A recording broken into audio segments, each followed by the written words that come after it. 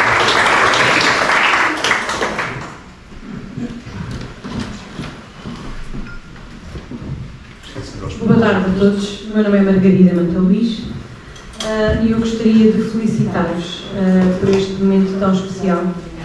Tenho-vos acompanhado de alguma forma, há algum tempo a esta parte, através dos amigos Helena e Bruno, e hoje foi o momento certo, a hora certa, e por isso vos agradeço e estou no local certo para ter assistido a este momento. Hoje era um dia, se calhar, que eu estava a precisar, cheguei um bocadinho mais atrasada, peço desculpa, mas foi fantástico, gostei imenso, e ao vivo é com certeza diferente. Só tenho que vos agradecer por estarem aqui, por terem proporcionado este momento a todos. Para mim foi muito importante e continuará a ser, e acho que precisamos de mais momentos como estes, aqui ou em qualquer outro sítio. Portanto, enquanto Margarida, grata a todos e a vocês em especial. Obrigada.